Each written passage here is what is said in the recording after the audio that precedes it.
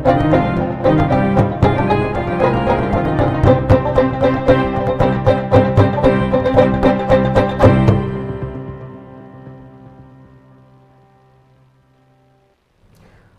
আপনাদের সবাইকে স্বাগত প্রাইম নিউজে। আমি রয়েছি আপনাদের সাথে মীনাক্ষী। বিস্তারিত সংবাদে যাব, কিন্তু তার আগে অবশ্যই এক নজর রাখবো হেডলাইন্সে।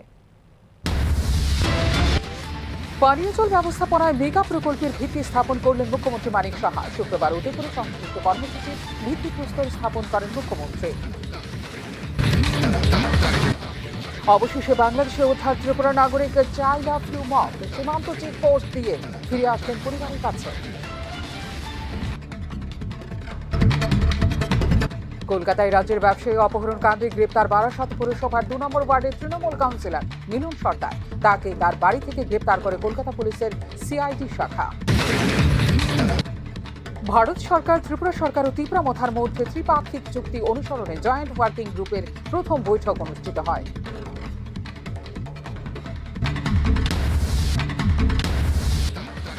বিদ্যাজ্যোতি স্কুলে ফি বৃদ্ধির অভিযোগ নিয়ে সিমলার ঈশানপুর স্কুলে তালা ঝুলিয়ে বিক্ষোভ দেখালো ছাত্রছাত্রী ও অভিভাবকরা।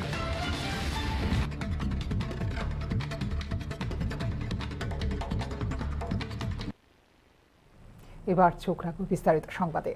গ্রামীণ ক্ষেত্রে জল জীবন মিশনের সফল বাস্তবায়নের পাশাপাশি নগর এলাকায় পানীয় জলের ব্যবস্থা সুনিশ্চিত করতে শুক্রবার একটি মেগা প্রকল্পের ভিত্তিপ্রস্তর স্থাপন করেন মুখ্যমন্ত্রী ডাক্তার মানিক সাহা। উদয়পুর রাজস্বী হল পরিসরে এশিয়ান ডেভেলপমেন্ট ব্যাংকের আর্থিক সহযোগিতায় এই মেগা প্রকল্পের সঙ্গে যুক্ত হবে রাজ্যের 12টি শহর। প্রায় 530 কোটি টাকা বাজেটের এই প্রকল্পে উপকৃত হবেন খোয়াই, মোহনপুর, রানীবাজার, বিশ্রামগঞ্জ, মেলাঘর, উদয়পুর, অমরপুর, বিলোনিয়া, কুমারঘাট, ধর্মনগর, কৈলাসহর ও আমবাসায় বসবাসকারী প্রায় 4 লক্ষাধিক মানুষ।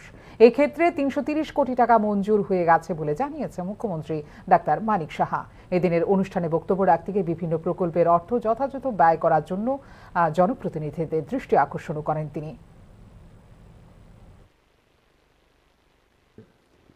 আজকে এখানে আউট অফ 20 যে নগর উন্নয়নের যে কথা এখানে বলা হয়েছে, তার মধ্যে 12টি যে বিভিন্ন যে নগর এবং মিউনিসিপ্যালিটিতে তার প্রথম ফেজে তার উন্নয়নের জন্য এশিয়ান ডেভেলপমেন্ট ব্যাংকের যে সহযোগিতায় যেটা হচ্ছে, তাতে করে দেখা যাচ্ছে 530 কোটি টাকা রাখা হয়েছে।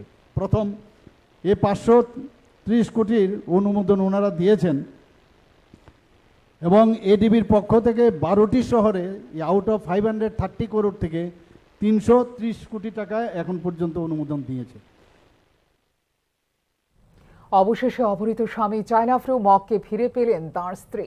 গত 13ই সেপ্টেম্বর বৈধ পাসপোর্ট বাংলাদেশে ঘুরতে যান বিলোনিয়ার চায়না ফ্লু মক। গত বুধবারে বাড়িতে ফেরার কথা ছিল তাঁর, কিন্তু বাড়িতে ফেরার সময় বাংলাদেশে খাগড়াছড়ি এলাকায় অপহৃত হন ভারতীয় নাগরিক চায়না ফ্লু মক। অপহরণকারীরা চায়না ফ্লু মকের স্ত্রীকে ফোন করে 1 লক্ষ টাকা মুক্তিপণ দাবি করে। দিশেহারা হয়ে চায়না ফ্লু মকের স্ত্রী পুলিশের দ্বারস্থ হলেও সাহায্য সহযোগিতার বদলে তাকে পাগল আখ্যায়িত করে বের করে দেওয়া হয় থানা থেকে। এই অবস্থায় অপহৃত চায়না ফ্লু মকের স্ত্রী বিলোনিয়া মুহুরীঘাট আইসিপি ইনচার্জের দ্বারস্থ হন।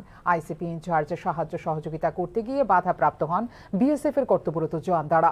এই ঘটনার পরিপ্রেক্ষিতে সংশ্লিষ্ট বিএসএফ জওয়ানের বিরুদ্ধে মামলা দায়ের করা হয় বিলোনিয়া থানাতে। সার্বিক ঘটনা নিয়ে রিপোর্ট করেছিল নিউজ নাও। অবশেষে 3 দিন পরে শুক্রবার সকাল 10:30 নাগাদ বাংলাদেশ থেকে মুহুরীঘাট সীমান্ত দিয়ে ফিরে আসেন ভারতীয় নাগরিক চায়না ফ্লু মক। আইনি প্রক্রিয়া শেষে ফিরিয়ে আনা হয় চায়না ফ্লু মককে।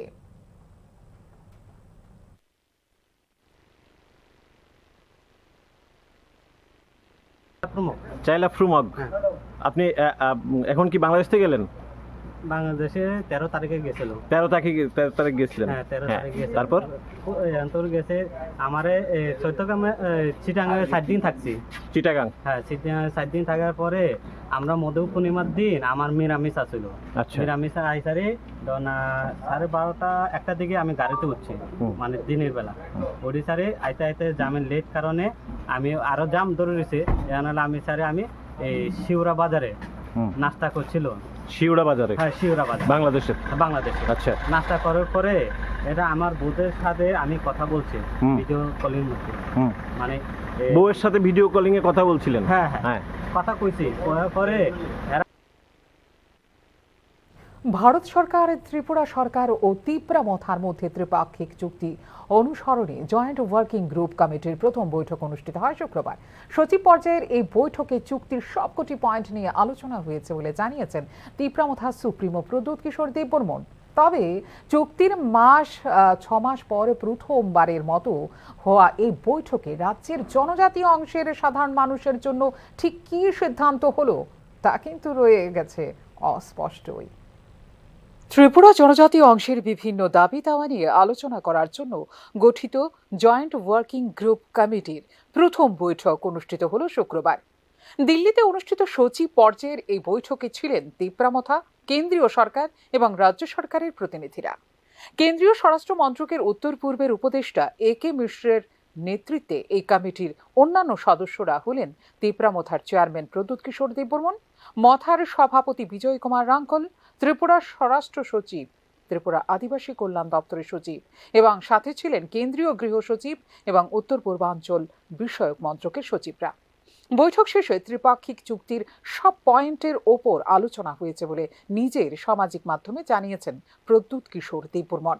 এছাড়া প্রতি 2 মাস অন্তর অন্তর এই কমিটির বৈঠক অনুষ্ঠিত হবার ওপরও সিদ্ধান্ত নিয়েছে জয়েন্ট ওয়ার্কিং গ্রুপ বলে জানিয়েছেন প্রদ্যুৎ কিশোর দেববর্মন। লোকসভা নির্বাচনের প্রাক মুহূর্তে 2024 সালের 2রা মার্চ নতুন দিল্লিতে ত্রিপাক্ষিক চুক্তি স্বাক্ষরিত হবার দীর্ঘ 6 মাস পর প্রথমবারের মতো অনুষ্ঠিত হয় জয়েন্ট ওয়ার্কিং কমিটির বৈঠক। কিন্তু এই বৈঠকে ঠিক কী সিদ্ধান্ত নেওয়া হয়েছে তা নিয়ে বিশেষ কিছুই খোলাসা করেননি প্রদ্যুৎ কিশোর দেববর্মন। তবে 2 মাস পর পর জয়েন্ট ওয়ার্কিং গ্রুপের বৈঠক অনুষ্ঠিত হবে বলে সামাজিক মাধ্যমে জানিয়েছেন প্রদ্যুৎ কিশোর দেববর্মন। জয়েন্ট ওয়ার্কিং গ্রুপের এই প্রথম বৈঠকে পরবর্তী সময়ে আরও বৈঠক হবার সিদ্ধান্ত ছাড়া আর কি সিদ্ধান্ত হলো তা জানার অপেক্ষাতে রইল রাজ্যবাসী।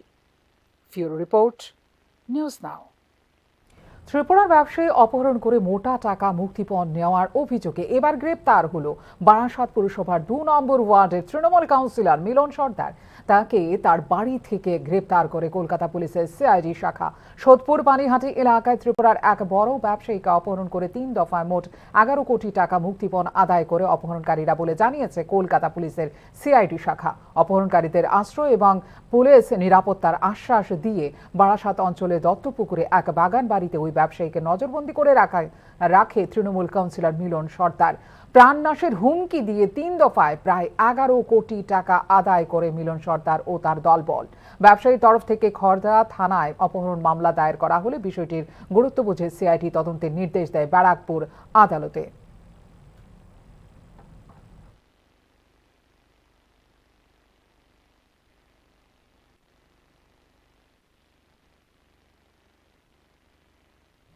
স্কুলে নেই পড়াশোনার পরিবেশ ও সার্বিক সুবিধা, সঙ্গে নেওয়া হচ্ছে বর্ধিত ফি। এই অভিযোগ নিয়ে সিমনার ঈশানপুর স্কুলে তালা ঝুলিয়ে বিক্ষোভ দেখালো ছাত্রছাত্রী অভিভাবকরা। বিদ্যাজ্যোতির বিভিন্ন স্কুলে বর্ধিত ফি নিয়ে আগেও বেশ কয়েকবার ক্ষোভ বিক্ষোভ দেখিয়েছেন ছাত্রছাত্রী ও অভিভাবক মহল। ফি নেওয়া হলেও সুযোগ সুবিধার দিক দিয়ে বিদ্যাজ্যোতির স্কুলগুলিতে ব্যাপক ঘাটতি রয়েছে বলে সরব হয়েছে শিক্ষা অনুরাগী সচেতন মহলও। তবে কোনো অজ্ঞাত কারণে থমকে আছে সংশ্লিষ্ট ক্ষেত্রে কার্যকারী সংস্কারের কাজ। স্কুলগুলো চলছে আগের ধাঁচেই। এবার সিমনার গ্রামীণ এলাকা ঈশানপুরে স্কুল বর্ধিত ফির বিরুদ্ধে প্রতিবাদ জানিয়ে স্কুলেই তালা ঝুলিয়ে দিল স্থানীয় অভিভাবক ও ছাত্রছাত্রীরা। অভিভাবক ও ছাত্রছাত্রীদের অভিযোগ, বিদ্যাজ্যোতি স্কুল হবার পর ঈশানপুর স্কুলে বিভিন্ন ধরনের ফি আদায় করছে স্কুল প্রশাসন। নিত্য নতুন ফি এর অর্থ মেটানো তাদের পক্ষে কঠিন হয়ে দাঁড়াচ্ছে বলে ক্ষোভের সঙ্গে জানান অভিভাবক ও ছাত্রছাত্রীরা। মোহনপুর প্রতিনিধি সবুজ সরকারের পাঠানো রিপোর্টে দেখুন বিস্তারিত সংবাদ। সিবিএসই স্কুলে যে এরা কি চাঁদার হারটা বেশি? হ্যাঁ বেশি। কয়েকদিন পর তারা এদিন রীতিমতো রাস্তা অবরোধ করে স্কুলটির পঠন পাঠন ও বর্ধিত ফি নিয়ে প্রতিবাদ জানান স্থানীয় মানুষজন ও ছাত্রছাত্রীরা। তাদের আরও অভিযোগ, নিত্য নতুন ফি নেওয়া হলেও শিক্ষাগত সুযোগ সুবিধা স্কুলে খুবই কম। স্কুলে পর্যাপ্ত শিক্ষক ও লাইব্রেরি নেই বলেও অভিযোগ করেছেন অভিভাবক ও ছাত্রছাত্রীরা। তবে স্কুল প্রশাসনের বক্তব্য, সরকারি আদেশ মোতাবেকই ফি আদায় করছেন তারা। স্কুলে শিক্ষক সংকট রয়েছে সেই কথা অবশ্য স্বীকার করে নিয়েছেন দায়িত্বপ্রাপ্ত শিক্ষকরাই। ওনারা বলেছেন যে জিওগ্রাফির পর্যাপ্ত টিচার নেই, কিন্তু 9 মাস তো সাংঘাতিক। রাজ্যের বিভিন্ন স্কুলে ব্যাপক শিক্ষক সংকট রয়েছে, এই তথ্য বহুবার সামনে উঠে এসেছে। যে মূল লক্ষ্য নিয়ে চালু করা হয়েছিল বিদ্যাজ্যোতি স্কুল, সেই লক্ষ্য ক্রমেই ধূসর হয়ে আসছে। বিদ্যাজ্যোতি স্কুলের খারাপ ফলাফল নিয়ে শিক্ষা দপ্তরের কর্তারা যখন গভীরভাবে চিন্তিত, তখন এই ক্ষেত্রে প্রয়োজনীয় সংস্কার কাজ কবে শুরু হবে সেই দিকেই তাকিয়ে আছে ছাত্রছাত্রী সহ উদ্বিগ্ন অভিভাবকরা। ব্যুরো রিপোর্ট, নিউজ নাও। সাংবাদিক মহলে বা সংবাদ জগতে যদি আমরা কালো বছর বলে মনে করি, সেটা হলো 2017 সাল। পরপর 2 মাসের ব্যবধানে ত্রিপুরায় খুন হয়েছিলেন কর্মরত 2 জন সাংবাদিক। জাতীয় পর্যায়ে সাংবাদিক গৌরী লঙ্কেশ খুনের ঘটনা নিয়ে যখন উত্তাল হয়ে উঠেছিল গোটা দেশ, ঠিক তখনই ত্রিপুরায় সংঘটিত হয় রোমহর্ষক এই 2 সাংবাদিক খুনের ঘটনা। প্রথমে খুন হন তরুণ সাংবাদিক শান্তনু ভৌমিক। এর ঠিক 2 মাস বাদে খুন হয় সিনিয়র সাংবাদিক সুদীপ দত্ত ভৌমিক। শুক্রবার সাংবাদিক শান্তনু ভৌমিক খুনের ঘটনার পূর্ণ হলো 7 বছর। সাংবাদিক সুদীপ দত্ত ভৌমিক খুনের 7 বছর পূর্ণ হবে আর 2 মাস বাদেই। অথচ আজও খুনের বিচার পায়নি শান্তনু সুদীপরা। সাংবাদিক হত্যার কলঙ্ক 7 বছরেও কেন মুছতে পারেনি ত্রিপুরা, তা নিয়ে আজ প্রশ্ন তুলছে নিউজ নাও। ক্ষমা করে দাও আমাদের শান্তনু এবং সুদীপ্তদা, তোমাদের আমরা বিচার এখনো পাইয়ে দিতে পারিনি। 5 সেপ্টেম্বর 2017 সালে প্রথিতযশা সাংবাদিক গৌরী লঙ্কেশকে প্রকাশ্যে গুলি করে হত্যার ঘটনা নিয়ে যখন প্রতিবাদের ঢেউ উঠেছিল দেশে, ঠিক তখনই ত্রিপুরায় ঘটে যাওয়া 2 জন কর্তব্যরত সাংবাদিকের পর পর রোমহর্ষক খুনের ঘটনায় বাকরুদ্ধ হয়ে পড়ে গোটা দেশ। শুধুমাত্র জাতীয় পর্যায়ের সংবাদ মাধ্যমই না, আন্তর্জাতিক সংবাদ মাধ্যমগুলিতেও ফলাও করে প্রকাশিত হয় ত্রিপুরার বুকে ঘটে যাওয়া এই কলঙ্কজনক অধ্যায়। 2017 সালের 20 সেপ্টেম্বর আগরতলা থেকে 25 কিলোমিটার দূরে জিরানিয়ার মান্দাইতে একটি উপজাতি আন্দোলন কভার করতে গিয়ে তরুণ সাংবাদিক শান্তনু ভৌমিককে কুপিয়ে হত্যা করে দুষ্কৃতিকারীরা। রোমহর্ষক এই ঘটনার রেশ কাটতে না কাটতেই 21 নভেম্বর 2017 তারিখে আগরতলার কাছে ত্রিপুরা স্টেট রাইফেলসের একটি ব্যাটালিয়নের সদর দপ্তরে সিনিয়র সাংবাদিক সুদীপ দত্ত ভৌমিককে ডেকে নিয়ে হত্যা করা হয় গুলি করে। এই 2 জন সাংবাদিকই খুন হন কর্তব্যরত অবস্থায়। 2018 সালের বিধানসভা নির্বাচনের প্রাক্কালে বরমুড়ার পাদদেশ চম্পকনগরের সাধুপাড়ায় রাজ্যের বর্তমান সরকারের সহযোগী আইপিএফটি রাজ্যের একমাত্র জাতীয় সড়ক আসাম আগরতলা রোডের রাস্তা রোখো আন্দোলন সংগঠিত করে পৃথক ত্রিপ্তাল্যান্ডের দাবিতে। 2017 সালের 10 জুলাই থেকে 20 জুলাই এক নাগারে 11 দিন চলেছিল তথাকথিত এই আন্দোলন। এই আন্দোলন চলাকালীন সময়ে জনজীবনের স্বার্থের পরিপন্থী রাস্তা রোখো আন্দোলনের জ্বলন্ত চিত্র ক্যামেরাবন্দী করে স্থানীয় একটি বৈদ্যুতিন সংবাদ মাধ্যমের তরুণ চিত্র সাংবাদিক শান্তনু ভৌমিক। এরপর থেকেই তাঁর উপর আসে হুমকি। বরমুড়ায় 11 দিন আসাম আগরতলা জাতীয় সড়কে রাস্তা রোখো আন্দোলনের পরেই মান্দাই যাওয়ার মূল সড়কে রাস্তা রোখো আন্দোলন শুরু হয় 2017 সালের 20 সেপ্টেম্বর। এতে মান্দাই বাজার সহ পার্শ্ববর্তী এলাকা জুড়ে পথচারী, দোকানি, শিক্ষক, কর্মচারী, ছাত্রছাত্রী, জাতি উপজাতি মানুষের মধ্যে ছড়িয়ে পড়ে আতঙ্ক। খবর সংগ্রহ করতে সেখানে ছুটে যায় শান্তনু। আর এই সুযোগের সদ ব্যবহার করে তাকে জোরপূর্বক গৌরমণি স্টেডিয়ামের পেছনে জঙ্গলের ঝোপের মধ্যে নিয়ে তার মোবাইল, ক্যামেরা ছিনতাই করে নিয়ে যায় দুষ্কৃতীরা। পরে তাকে কুপিয়ে হত্যা করে দুষ্কৃতীরা। ঘটনার কয়েক ঘন্টা পর পুলিশ তাকে উদ্ধার করে পাঠায় জিবি হাসপাতালে, কিন্তু যা হবার তা হয়ে গেছে আগেই। সাংবাদিকতার দায়িত্ব পালন করতে গিয়ে চরম মূল্য দিতে হয় শান্তনু ভৌমিককে। রোমহর্ষক এই ঘটনায় যখন স্তম্ভিত সংবাদ জগৎ, এর ঠিক মাস 2-1 মধ্যেই খুন হন senior crime reporter Sudip Dutta Bhowmik. 21 November 2017 সালে পশ্চিম ত্রিপুরা জেলার আরকে নগরে ত্রিপুরা স্টেট রাইফেলসের 2য় ব্যাটালিয়নের সদর দপ্তরে ডেকে নিয়ে গুলি করে হত্যা করা হয়েছিল সাংবাদিক সুদীপ দত্ত ভৌমিককে। আর্থিক দুর্নীতি সংক্রান্ত খবর ফাঁস করতে গিয়ে বেলা 11:30 ব্যাটালিয়নের সদর দপ্তরে খুন হতে হয় সাংবাদিক সুদীপ দত্ত ভৌমিককে। শুধু এখানেই শেষ নয়, হত্যার প্রায় 2.5 ঘন্টা পর বেলা 2টোয় সাংবাদিকের দেহ উদ্ধার করতে সক্ষম হয় পুলিশ। পরপর দুটি সাংবাদিক হত্যার পর হাওড়া নদী দিয়ে বয়ে গেছে অনেক জল। পরিবর্তন হয়েছে সরকারেরও। শান্তনু সুদীপের খুনের বিচারের জন্য এসআইটি গঠন করে শুরু হয় সিআইবি তদন্তের আর্জি। এমনকি রাষ্ট্রপতির সঙ্গেও সাক্ষাৎ বাদ যায়নি কোনো কিছুই। এরই মধ্যে পালা বদল হয় সরকারেরও। দেখতে দেখতে কেটে গেল 7টি বছরও, কিন্তু বিচার মিলল কোথায়? সাংবাদিক শান্তনু ভৌমিক হত্যা মামলায় কি আদৌ কেউ গ্রেফতার হয়েছে কিনা সেই প্রশ্ন বিধানসভায় তুলতে আর প্রয়োজন মনে করে না কোনো বিরোধী দল। অপরদিকে দিন দুপুরে ডেকে নিয়ে সাংবাদিক সুদীপ দত্ত ভৌমিককে গুলি করে হত্যার সঙ্গে অভিযুক্ত 4 জন সহ প্রধান অভিযুক্ত ত্রিপুরা স্টেট রাইফেলসের প্রাক্তন কমান্ডেন্ট তপন দেববর্মাকে মামলা নিষ্পত্তিতে বিলম্বের কারণে যেখানে জামিন দিতে হয়েছিল আদালতকে, সেখানে এই মামলার পুলিশের দুর্বল ফরওয়ার্ডিং নিয়ে কেউ আর প্রশ্নই তুলছে না। অপরদিকে 2018 বিধানসভা নির্বাচনের প্রাক লগ্নে সাংবাদিক হত্যার মতো হটকেক বিষয় নিয়ে যারা যত্ন সহকারে পালন করেছিল তথাকথিত দায়িত্ববান বিরোধী দলের ভূমিকা, তারাই আজ আসীন রয়েছে ক্ষমতায়। কিন্তু তাতে কি? বিচারের বাণী তো কেঁদেই চলেছে নিভৃতে। রাজনীতির ভুল ভুলাইয়ায় রাজ্যের ইতিহাসে সাংবাদিক হত্যার ঘটনাগুলির প্রেক্ষাপট হয়তো সাধারণ মানুষের কাছে আজও একটা ধাঁধা। তবে তথ্যবিজ্ঞ মহলের কাছে কিন্তু তা একটা ওপেন সিক্রেট। 2018 সালে সরকার গঠন হবার পর প্রথম মন্ত্রিসভার বৈঠকেই সাংবাদিক হত্যার মামলাগুলো তদন্ত সিবিআই এর কাছে হস্তান্তরের সিদ্ধান্ত নিয়েছিল বিজেপি আইপিএফটি জোট সরকার। কিন্তু এরপর তদন্তের গতি প্রকৃতি কোন পথে চলছে তা নিয়ে কোনো বক্তব্য নেই সরকার পক্ষের। আর সেখানেই প্রশ্ন উঠছে, পরপর দুটি সাংবাদিক হত্যার প্রায় 7 বছর অতিক্রান্ত হলেও এখনো পর্যন্ত নিষ্পত্তি হয়নি একটি মামলারও।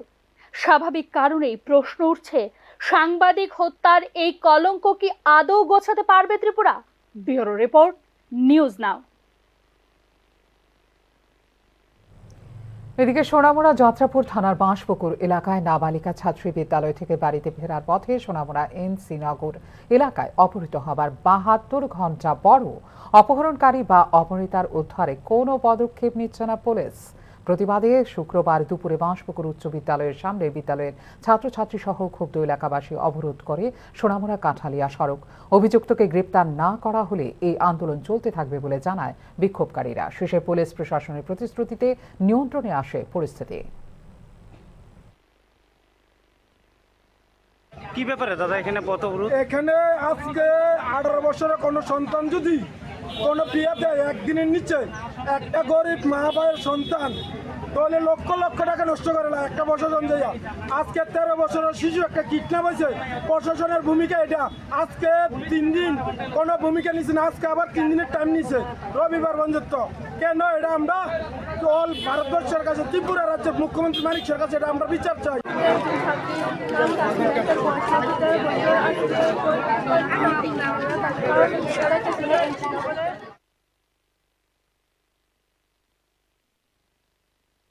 আবারও শুরু হয়েছে মণিপুরে অশান্তি। আসবো এই খবরে, কিন্তু তার আগে অবশ্যই নিয়ে নেব ছোট্ট একটি বিজ্ঞাপন বিরতি। বিরতির পর চলে আসবো অন্যান্য খবরে, সঙ্গে থাকুন। আপনি দেখছেন নিউজ নাও, আমরা জানি কোনটা খবর।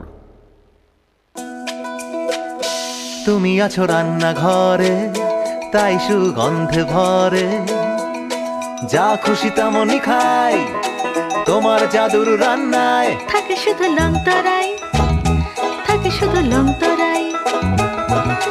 কত কেজি রান্না হয়, মন তাই করছো জয়, ভালোবেসে বলছি তাই, রান্নায় তোমাকে চাই, চাই শুধু লংতরাই, চাই শুধু লংতরাই। লংতরাই গুঁড়ো মশলা, রান্নায় তোমাকে চাই, চাই শুধু লংতরাই। Step into the realm of Assam Downtown University, where we encourage success, experience the pinnacle of academic excellence, and live your best days. আপনি দেখছেন নিউজ নাও, আমরা জানি কোনটা খবর। বিরতির পর স্বাগত। চোখ রাখছি অন্যান্য খবরে। মণিপুরে অশান্তির আবহে 28 কেজি বিস্ফোরক উদ্ধার করল পুলিশ ও সেনার যৌথ বাহিনী। এর ফলে বড় ধরনের প্রাণহানি এড়ানো গেছে বলে জানিয়েছে সেনা। গত 20 জুলাই 33 কেজি আইডি বিস্ফোরক উদ্ধার করে সেগুলি নিষ্ক্রিয় করেছিল সেনা।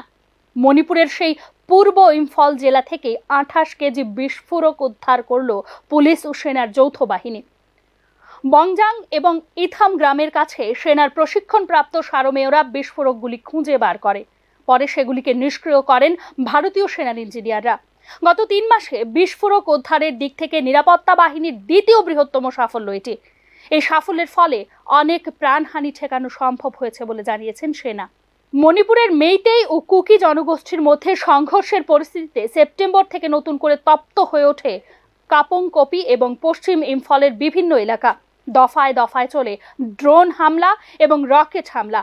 পরিস্থিতি সামলাতে একাধিক জায়গায় জঙ্গিদের খোঁজ জোরদার কম্বিং অপারেশন শুরু করে সেনা ও মণিপুর পুলিশ। উল্লেখ্য, মেইতি ও কুকি জনগোষ্ঠীর মধ্যে সংঘর্ষের কারণে মণিপুরে একাধিক প্রাণহানির ঘটনা ঘটেছে। কিন্তু বিভিন্ন জায়গায় পরস্পরের বিরুদ্ধে লড়াই করছে দুই জনগোষ্ঠীর একাধিক সশস্ত্র সংগঠন। সূত্রের খবর, ইতিমধ্যেই জঙ্গিদের কোণঠাসা করতে পাঠানো হয়েছে আরও সেনা ও আধা সামরিক বাহিনী। কম্বিং অপারেশনে অত্যাধুনিক ড্রোনের সাহায্য নিচ্ছে সেনা। নিরাপত্তা বলয় আরও জোরদার করতে মায়ানমার সীমান্তে কাঁটাতারের বেড়া দেওয়া হবে বলে ঘোষণা করেছে কেন্দ্রীয় সরকার। Bureau report, news now. রাজ্য সরকারের সমস্ত দপ্তরের শূন্যপদ অবিলম্বে পূরণ করার দাবিতে জেলা শাসকের কাছে ডেপুটেশন প্রদান করল বামপন্থী ছাত্র যুব সংগঠন ডিওয়াইএফআই। শুক্রবার রাজ্যের সব কজন জেলা শাসকের কাছে এই ডেপুটেশন প্রদান করে ডিওয়াইএফআই। আউটসোর্সিং প্রথা বাতিল করা, বিভিন্ন দপ্তরে নিয়োগ নিয়ে তালবাহানা বন্ধ করে দ্রুত নিয়োগের উদ্যোগ নেওয়ার মতো মোট 8 দফা দাবিতে এই ডেপুটেশন প্রদান করা হয় বলে জানিয়েছে সংগঠনের নেতৃত্ব। আমরা ভারতের গণতান্ত্রিক যুব ফেডারেশন এবং উপজাতি যুব ফেডারেশন এই দুটি সংগঠনের সিদ্ধান্ত অনুযায়ী আজ এবং আগামীকাল আমাদের রাজ্যের 8 জন ডিএমের নিকট মূলত 3 দফা দাবিতে ডেপুটেশন প্রদান আমরা করছি। আমাদের প্রথম দাবি হচ্ছে রাজ্য সরকারের বিভিন্ন দপ্তরে যে শূন্যপদগুলো রয়েছে এই শূন্যপদ। এদিকে গোমতী নদীতে তলিয়ে গেল এক ব্যক্তি। নিখোঁজ ব্যক্তির নাম বিল্লাল মিয়া, বয়স আনুমানিক 35। শুক্রবার ঘটনাটি ঘটে উদয়পুর শালগড়া সমতল হদ্রা এলাকায়। জানা গেছে, এদিন নদীতে স্নান করতে নেমে তলিয়ে যায় বিল্লাল মিয়া। খবর পেয়ে ঘটনাস্থলে ছুটে আসে কাঁকড়ামোড় অগ্নি নির্বাপক দপ্তরের কর্মীরা, কিন্তু তল্লাশির জন্য প্রয়োজনীয় বোট না থাকায় সম্ভব হয়নি উদ্ধার কাজ। পরবর্তীকালে উদ্ধার কাজে যোগ দেয় এনডিআরএফ বাহিনী। এখনও বিল্লাল মিয়ার কোনো খোঁজ পায়নি উদ্ধারকারী দল।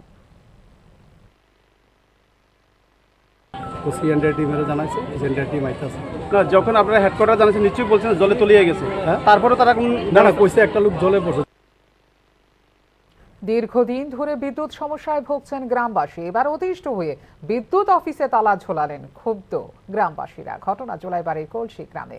অভিযোগ, রাত হলে বিদ্যুৎ চলে যায় পুরো কলসি গ্রামে। বিদ্যুৎ অফিসের স্থানীয় কর্মীদেরও পাওয়া যায় না সময় মতো। এটা কি এডিসি এরিয়া, ট্রাইবেল এরিয়া থেকে এরকম করে তারা চোখে না কানে না। পরশু দিন আকাশে মেঘের ডাক দিবার আগে যে বাতানবাড়ির লাইন কাটিয়ে রাখছে কলসির, তারা যখন ফোন করে জিজ্ঞেস হয়েছে কইছে ফল্ট। আর আপনার ফল্ট কি করে বুঝলেন? আপনার সার্চ করছেন? ধর্মনগরে গৃহবধূ রহিনা পারভিনের রহস্য মৃত্যুর 2 সপ্তাহ পেরিয়ে গেলেও অধরা অভিযুক্তরা।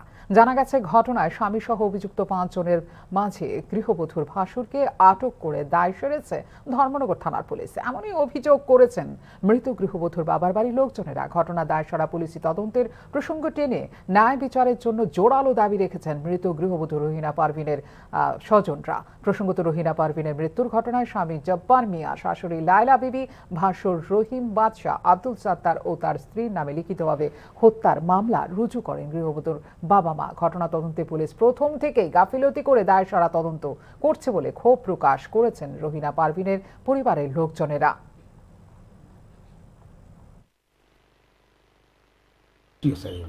মার্ডারটা তারা আগে মারছে শান্তিমাতায় মারিয়া, এর বাদে তারা গায়ে দিয়ে তুই দিছে। আমি গিয়ে নিজে দেখছি।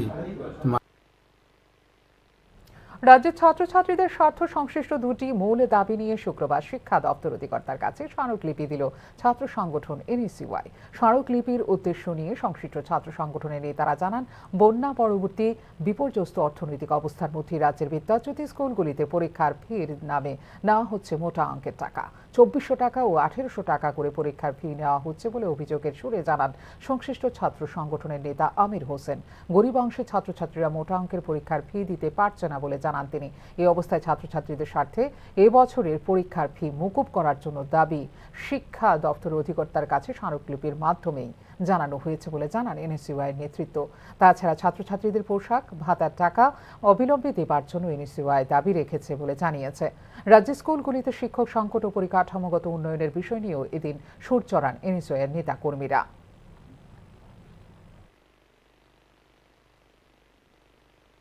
আজকে আমরা ত্রিপুরা প্রদেশ এনএসইউআই এর পক্ষ থেকে স্কুল এডুকেশন ডাইরেক্টর স্যারের সঙ্গে দেখা করতে এসেছি এবং ওনার হাতে একটা মেমোরেন্ডাম জমা দিয়েছি।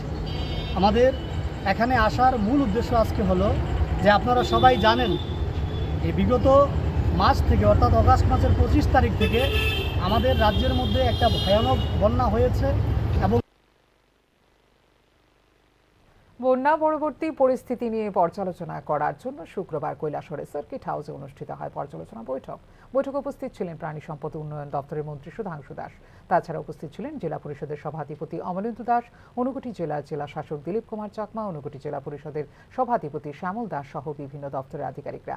বৈঠক নিয়ে মন্ত্রী সুধাংশু দাস জানান, বৈঠকে জেলার বন্যার ফলে ক্ষয়ক্ষতির পরিমাণ, মানুষের কাছে এখনো পর্যন্ত কি কি সরকারি সুবিধা পৌঁছেছে তা খতিয়ে দেখে বিস্তারিত আলোচনা হয়েছে। সরকারের আর্থিক প্যাকেজের সুফল দুর্গত মানুষদের কাছে পৌঁছে দেওয়ার জন্য আগামী দিনেও এই কাজ চলবে বলে জানিয়েছেন বৈঠকে উপস্থিত মন্ত্রী সুধাংশু দাস। আমরা যেটা বরাদ্দ করেছি তার মধ্যে কতটা আমাদের এই জেলাতে ইমপ্লিমেন্ট করা হয়েছে, কৃষকদের কি পরিমাণ ক্ষতি হয়েছে, কি পরিমাণ সহযোগিতা আমরা করেছি, এই বিস্তারিত বিষয়ের উপর আজ আমরা আলোচনা করছি। কৈলাসহরে ইরানি থানার অন্তর্ভুক্ত চাতলং এলাকায় দুই বাংলাদেশি নাগরিককে আটক করে 20 সেপ্টেম্বর শুক্রবার দুপুরে তাদেরকে কৈলাসহর আদালতে প্রেরণ করেছে ইরানি থানার পুলিশ। সংশ্লিষ্ট এলাকায় তীব্র উত্তেজনা বিরাজ করছে। বৃহস্পতিবার গভীর রাতে কৈলাসহরে ভারত বাংলাদেশ আন্তর্জাতিক সীমান্তে চাতলং এলাকায় অবৈধভাবে বাংলাদেশের দুই নাগরিক মোহাম্মদ শাহিদ ও আকলিমা বেগম বাংলাদেশ সীমান্ত পেরিয়ে ভারতে প্রবেশ করলে তাদের গ্রেপ্তার করে সীমান্ত সুরক্ষা বাহিনী। আইন অনুসারে শুক্রবার ইরানি থানার পুলিশের হাতে তাদের তুলে দেয় বিএসএফ। আটককৃত দুই বাংলাদেশি নাগরিকের বাড়ি যথাক্রমে ঢাকা টুঙ্গি ও মানিকগঞ্জ এলাকায়। চাতলাং বিএসএফ 97 বিএন বিএসএফ তারা দুইজন বাংলাদেশি গতকাল ডিটেইন করা হয়েছে। অ্যাকর্ডিংলি আমরা জানানো হয়েছে পরে তারা আজকে সকালে 10:30-11টার সময় তারা আইনা প্রডিউস করছে কমপ্লেন সহ। রিপোর্টে তীব্র তাপপ্রবাহে পড়ছে ত্রিপুরা। আবহাওয়া দপ্তরের দেওয়া সর্বশেষ রিপোর্ট অনুযায়ী শুক্রবার দিনের তাপমাত্রা ছিল 37.4 ডিগ্রি সেলসিয়াস, সর্বনিম্ন তাপমাত্রা ছিল 26.4 ডিগ্রি সেলসিয়াস। আবহাওয়া দপ্তরের পূর্বাভাস অনুযায়ী আগামী 72 ঘন্টা জারি থাকবে এই তাপপ্রবাহ। আগামী 3 দিন সর্বোচ্চ তাপমাত্রা 36 ডিগ্রি সেলসিয়াস বা তার বেশি থাকবে বলে পূর্বাভাসে জানিয়েছে আবহাওয়া দপ্তর। এখনকার মতো এই মুহূর্তের সংবাদ এই পর্যন্ত। অন্যান্য আপডেটস দেখার জন্য অবশ্যই নজর রাখতে হবে নিউজ নাও এর পর্দায়। নমস্কার।